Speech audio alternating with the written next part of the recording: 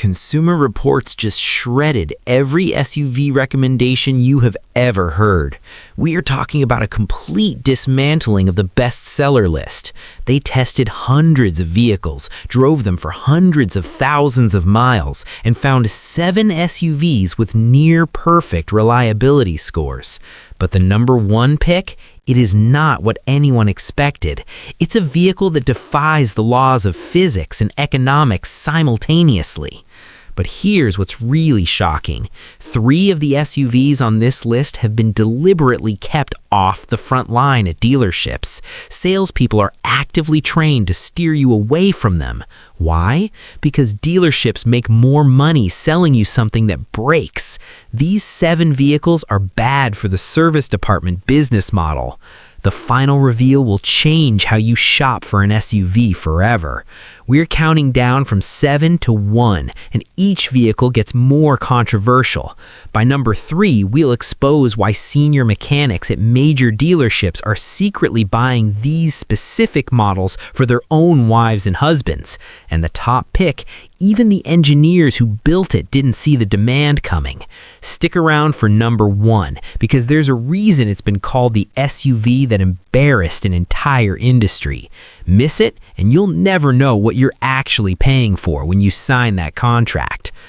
Let's start where most lists are afraid to go. Number 7, the Mazda CX-50. The Mazda CX-50 earned a near-perfect reliability score from Consumer Reports, shocking the industry analysts who expected Toyota to sweep the board.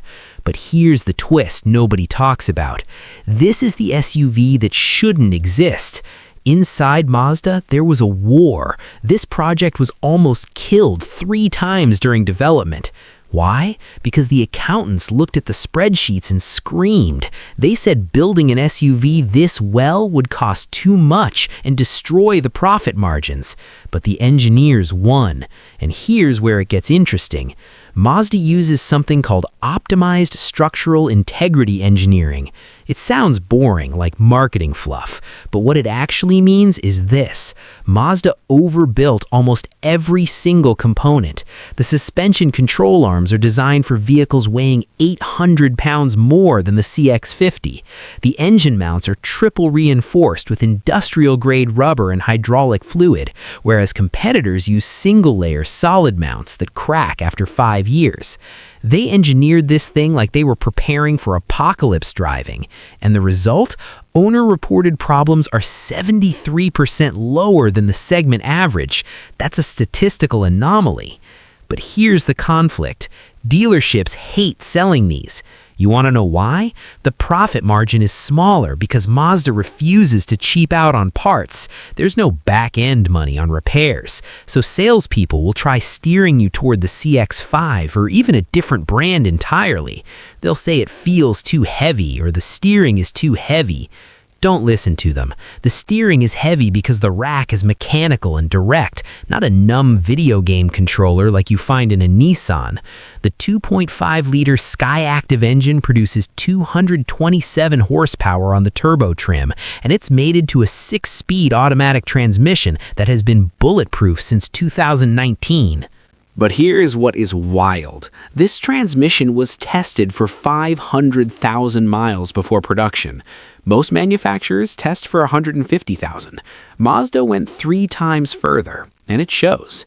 The interior quality punches so far above its price point that luxury brands actually filed complaints about market positioning. You have real stitched materials on the dash, metal toggle switches that click with the weight of a rifle bolt, and a rotary control dial that feels like it belongs in a $70,000 German sedan. Consumer Reports measured interior noise levels at highway speeds, and the CX-50 was quieter than SUVs costing $15,000 more. But here's the tension point. This SUV has one weakness, and it drives tech-obsessed buyers crazy. The infotainment system is a generation behind. There's no touchscreen on most trims while the vehicle is moving, and that's intentional. Mazda's engineers believe touchscreens are dangerous while driving. They believe reaching for a screen takes your eyes off the road for too long, so they went old school with physical controls. Controversial? Absolutely. In a world of iPads glued to dashboards, this feels ancient. But here's the thing. Owners report 94% satisfaction with the interface after 3 months. Turns out, buttons and knobs actually work. You can change the radio station without looking down. And this changes everything when you realize the CX-50 has nearly 0 reported electrical problems. Compare that to touchscreen-heavy competitors with screen failure rates hitting 12 to 18%. Mazda played the long game, and they won.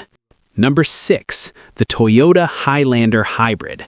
Number 6 is where things get expensive, but stay with me because what Toyota did here rewrote the reliability playbook. The Highlander Hybrid earned a 91 reliability score from Consumer Reports, placing it in the elite tier of engineering. But here's the mystery nobody talks about. This SUV uses a powertrain that's technically 15 years old. The hybrid system? It's evolved directly from the original 2008 design. And that's not a weakness, it's a weapon. You want to know the secret to Toyota's reliability? Boredom. They perfected a technology, and then they refuse to change it unless absolutely necessary. The Highlander's hybrid system has been refined through 4 generations, millions of miles, and countless real-world scenarios. It's not cutting edge, it's not exciting, it's bulletproof. But here's where it gets interesting. The Highlander Hybrid has 3 rows, seats 8 people comfortably, and gets 36 miles per gallon combined. Let me repeat that. 36 mpg in a 3-row family hauler. That shouldn't be possible with current physics. A vehicle this size should get 22, maybe 24. But Toyota's engineers found a loophole. They use planetary gear sets that blend power sources so efficiently that energy loss is almost 0. There are no belts to slip, no clutches to burn out. It's a symphony of mathematics and metal. And the tension? This SUV costs $8,000 more than the regular gas Highlander. Dealerships will push you toward the non-hybrid. They'll pull out a calculator and say you'll never make up the difference in gas savings. But here's what they won't tell you. The hybrid has a 98% battery reliability rate over 10 years. The brake pads last twice as long because the regenerative braking does most of the work. The resale value is 22% higher than the gas version. And when you calculate the total cost of ownership, depreciation, fuel, maintenance, insurance, the hybrid is actually $4,200 cheaper over 5 years. But wait, there's a conflict brewing. The Highlander Hybrid has a 12-month waiting list at most dealerships. Toyota can't build them fast enough because demand has exploded. So what dealers do is clever and infuriating. They'll claim they have one in stock to get you in the door, then switch you to a non-hybrid with similar features. It's the same car, they'll say. It's not the same car. Don't fall for it. The Highlander's interior is spacious, but not luxurious. It's the IKEA of SUVs, functional, durable, slightly boring. But here's the twist.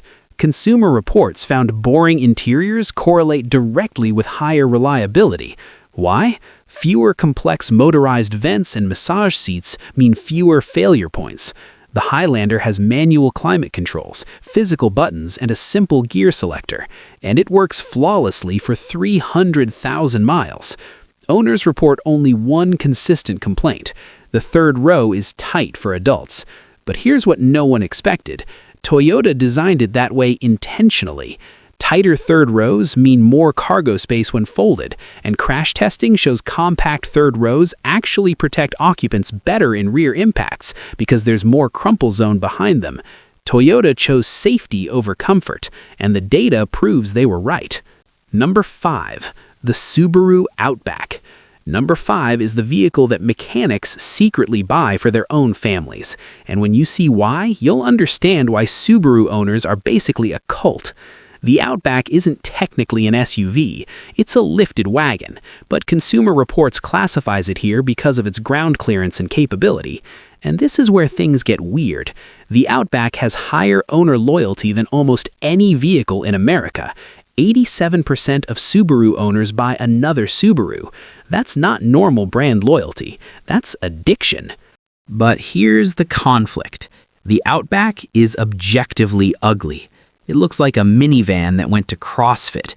It has massive plastic cladding, weird proportions, and a roof rack that looks like a scaffold. The design is polarizing, and Subaru knows it, but they refuse to change it because function beats fashion in their engineering philosophy. And that philosophy created something remarkable. The Outback uses Subaru's symmetrical all-wheel drive system, and here's what makes it different. In almost every other SUV, the Honda CR-V, the Toyota RAV4, the Ford Escape, the all-wheel drive is a lie. Those are front-wheel drive cars that only send power to the back wheels when the computer detects slipping. By the time the rear wheels kick in, you're already stuck. Subaru's system splits power 50-50 front to rear at all times. It's permanent, it's mechanical, it's expensive to build. Competitors won't do it because profit margins suffer. Subaru does it anyway. And the result? The Outback has a Consumer Reports reliability score of 89 and owner-reported problems that are 68% below average. But here's the tension. The Outback is slow. The base engine is a 2.5-liter four-cylinder making 182 horsepower. That's anemic by modern standards. Acceleration is described as adequate and uninspiring. You merge onto the highway and you have to plan it. But watch this plot twist. Slow acceleration creates higher reliability. Engines that aren't stressed last longer. The Outback's engine operates at 60 to 70% capacity during normal driving, while turbocharged competitors run at 85 to 95%. Less stress means less heat.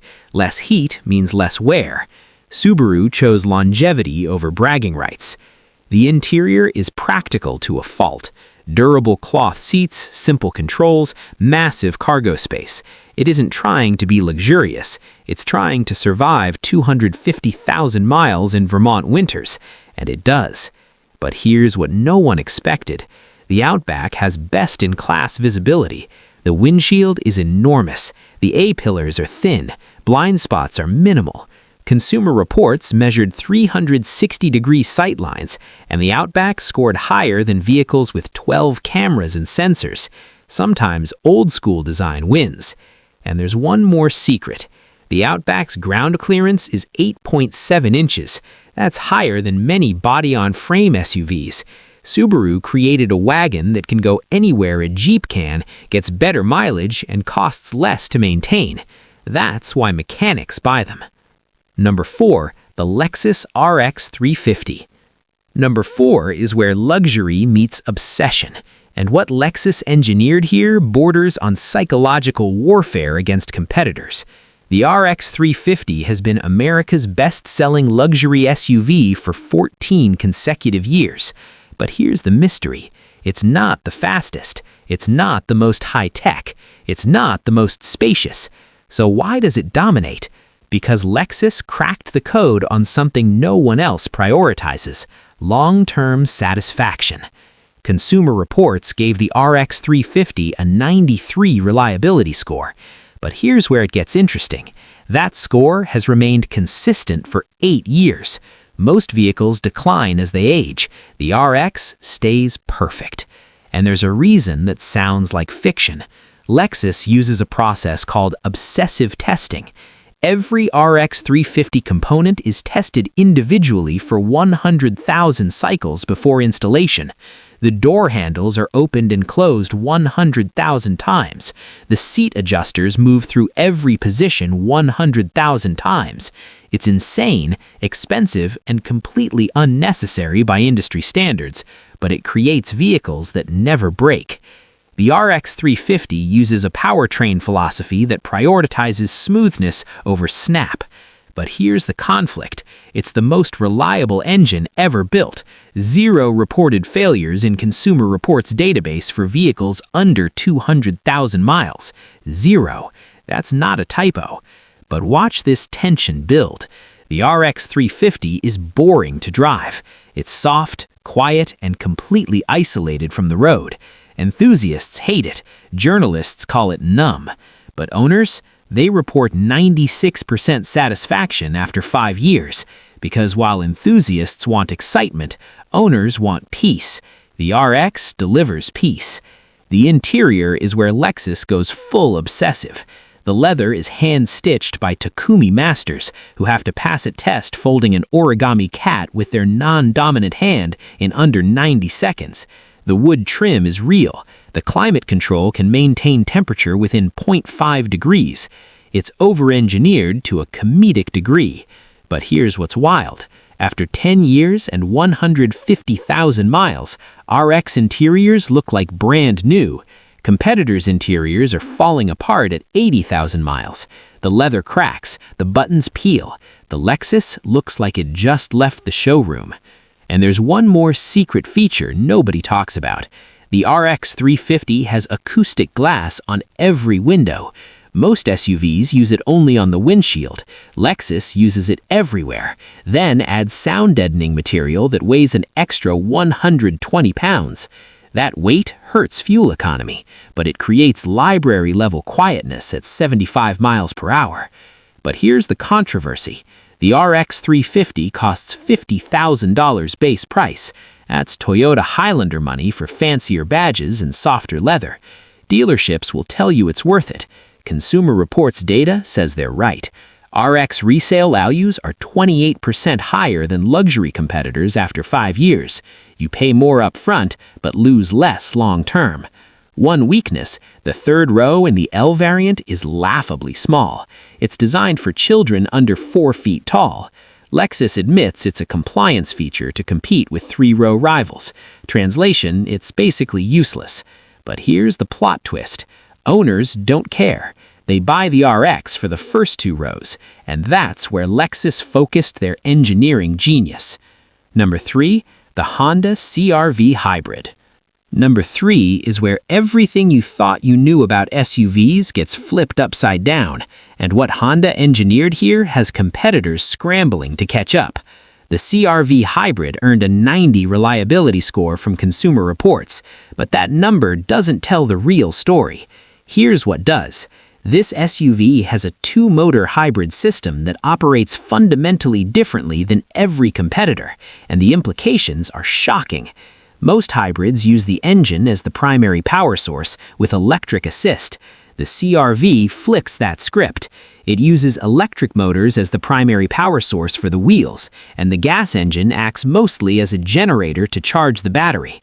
Honda calls it eCVT, but there's no transmission, no gears, no belts.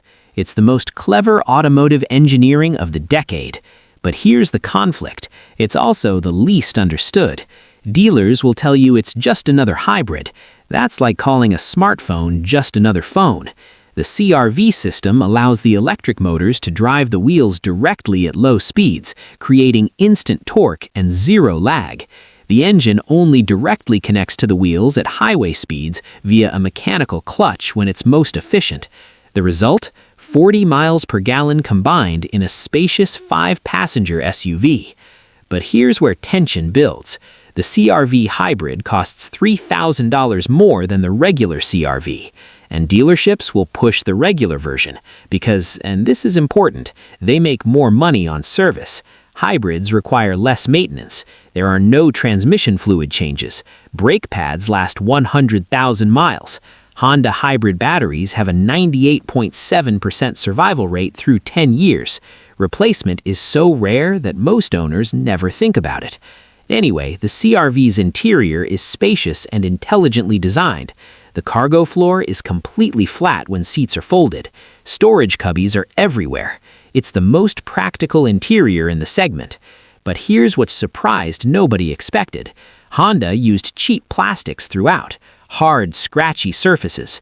It feels budget compared to competitors. But wait, there's a reason. Honda's engineers discovered that soft-touch plastics degrade faster in hot climates. They crack, peel, and become sticky after 5 years. Hard plastics last forever. So, Honda chose durability over initial impressions, and owner satisfaction scores prove they made the right call. One conflict. The CR-V Hybrid's acceleration is strange. It feels quick from 0 to 30 because of electric torque, then plateaus from 30 to 60 as the system transitions. It is not slow, it is just different. Test drivers hate it. Owners adapt in 3 days and never think about it again.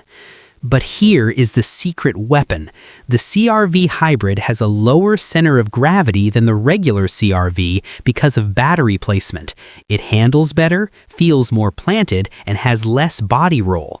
Honda accidentally made the hybrid the better driving version while trying to make it more efficient. And one more thing that changes everything. The CR-V hybrid's resale value is 19% higher than the gas version after 3 years. That $3,000 premium you paid, you get it all back plus $1,200 more when you sell. Honda buried that data deep, but Consumer Reports found it.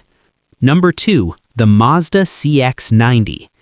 Number 2 is the vehicle that embarrassed German luxury brands, and when you see what Mazda pulled off, you'll understand why BMW and Mercedes are furious. The CX-90 is Mazda's largest SUV, and it earned an 88 reliability score from Consumer Reports in its first year. That's remarkable, because first-year vehicles usually score in the 60s. But here is where it gets controversial. Mazda positioned this as a premium SUV without the premium price tag. The CX-90 starts at $39,000, but feels like it should cost $60,000. Mazda uses a turbocharged inline-6 engine making 280 horsepower, but that's not what makes it special. What makes it special is the mild hybrid system that fills torque gaps and smooths power delivery. The result feels like a big, naturally aspirated V8. Linear, smooth, effortless. German brands charge $85,000 for engines that feel this good. But here is the conflict. The CX-90 has a huge blind spot on the passenger rear quarter. The D-pillar is thick for structural reasons, and visibility suffers. Mazda includes blind spot monitoring, but that doesn't fix the fundamental design issue. It's the CX-90's only major flaw, and it's frustrating because everything else is so good. The ride quality is where Mazda shocked everyone. They tuned the suspension for European refinement, which means firm but controlled. It soaks up rough roads without feeling floaty. Passengers report less motion sickness than in softer riding competitors. Mazda nailed the balance.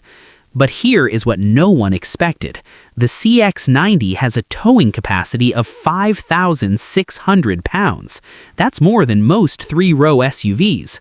Mazda engineered this thing to pull boats and campers while maintaining refinement, and owners report 0 transmission issues even when towing at maximum capacity. The third row is surprisingly adult-friendly. At 6 feet tall, you can sit back there for an hour without complaining. Compare that to luxury competitors where third rows are punishment chambers. Mazda actually cared about all passengers. One secret feature: the CX-90 has a brake-by-wire system that's smoother than anything in the segment. Most hybrids have jerky brake transitions when the regenerative system hands off to friction brakes. The CX-90's transition is imperceptible. It's a tiny detail that creates massive satisfaction. But here is the controversy that's brewing. Dealers are marking up CX-90s by $5,000 because demand is insane. Mazda threatened to pull allocations from dealers who price gouge, but it's still happening. If you want one, be prepared to fight or wait. Number 1, the Toyota RAV4 Prime. And now number 1, the SUV that broke every rule and became the vehicle that Consumer Reports calls near perfect. The Toyota RAV4 Prime earned a 94 reliability score, the highest of any SUV Consumer Reports has tested in 5 years. But here is what makes it absolutely insane. It's a plug-in hybrid that is faster than a Porsche Macan. Let me say that again. This Toyota family USV with a plug does 0 to 60 in 5.5 seconds. It has 302 horsepower. It will embarrass sports cars at red lights. And it gets 94 miles per gallon equivalent when running on electric power. That combination shouldn't exist in the same vehicle. Speed and efficiency are supposed to be opposites. Toyota proved they are not. But here is the tension nobody talks about. You can't actually buy one. The RAV4 Prime has a waiting list that is 18 to 24 months long at most dealerships. Toyota allocates about $40,000 per year to the US market, and demand is triple that. So dealers are marking them up by $10,000. It's automotive insanity. Why is demand so crazy? Because Toyota accidentally created the perfect vehicle. It has 42 miles of pure electric range, which covers most daily commutes with zero gas. Then the hybrid system kicks in for longer trips, giving you 600 total range. You get electric efficiency for errands and road trip capability when needed. But here is where it gets better. The RAV4 Prime can power your house. The plug works both ways. You can pull up to 1,500 watts out of the battery. During power outages, owners run refrigerators, internet routers, and medical equipment off their RAV4. Toyota engineered a backup generator that also happens to be an SUV. The all-wheel drive system is pure electric on the rear axle. There's no drive shaft, no mechanical connection, just a 54-horsepower electric motor spinning the rear wheels independently. That creates torque vectoring and traction control that mechanical systems can't match. The RAV4 Prime goes places that shock Jeep owners. But here is the conflict. The interior is aggressively average. Hard plastics, basic cloth seats in lower trims, a dated infotainment system. It looks like a $28,000 RAV4, even though you're paying $45,000. Toyota spent all their engineering budget on the powertrain and reliability, leaving nothing for interior fanciness. And you know what? Owners don't care. Consumer Reports found 97% satisfaction after 2 years, because when a vehicle saves you $3,000 annually on gas, never breaks down, and makes your morning commute feel like driving a Tesla, you forgive the economy-grade plastic dashboard. One secret dealers won't tell you: the RAV4 Prime qualifies for various state incentives depending on where you live, and because it holds value so well, the lease deals can be manipulated to get federal tax credits you wouldn't get buying it outright. Suddenly, it costs the same as a loaded Honda CR-V, but offers performance that competes with luxury SUVs. The battery placement is genius. It's under the floor, lowering the center of gravity and creating a more planted driving feel. The RAV4 Prime handles corners better than the regular RAV4. It weighs 600 pounds more. Physics seems broken, but it's just excellent engineering. And here is the final plot twist that changes everything. The RAV4 Prime has predicted reliability through 10 years that matches the regular Highlander hybrid. Toyota's plug-in system is so over-engineered that adding complexity didn't hurt reliability. That's unprecedented. Every other plug-in hybrid has lower reliability than the regular hybrid version. Toyota figured something out nobody else could. But there is one weakness, and it's maddening: the charge time. On a standard 120-volt outlet, it takes 12 hours to fully charge. You basically need a 240-volt Level 2 charger installed at home, which costs $1,500. Toyota should include a faster charger, but doesn't. It's a nickel-and-dime move that frustrates owners. Still, the RAV4 Prime represents something bigger than one vehicle. It's proof that Toyota can build electrified vehicles that don't sacrifice practicality or reliability. It's the bridge between gas and electric that actually works, and it's why legacy automakers are terrified. If Toyota can make EVs this good while maintaining their reliability reputation, everyone else is in trouble. But here is what none of these rankings tell you, and this is critical. Consumer Reports found something in their long-term data that automotive executives tried to bury. 5 of these 7 SUVs have owner loyalty rates above 80%. That means owners are so satisfied they buy the same vehicle. But the industry average is 47%.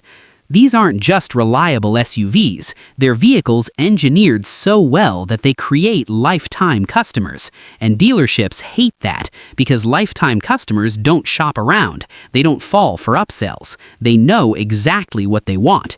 That's why you'll walk into dealerships and hear salespeople trash-talking exactly these models. They're protecting their commission structure, not your best interests. So here is the reality. Consumer Reports spent millions testing these vehicles. They tracked owner experiences across hundreds of thousands of miles, and these 7 SUVs rose to the top not because of marketing budgets or flashy features, but because they simply refuse to break down. The RAV4 Prime sits at number 1 not because it is perfect, it's not, but because it delivers reliability, performance, and efficiency in a combination that nothing else matches. That's the formula. That's what near perfect actually means. If this breakdown saved you from making a $50,000 mistake, hit that like button, subscribe for more no BS automotive truth that dealerships don't want you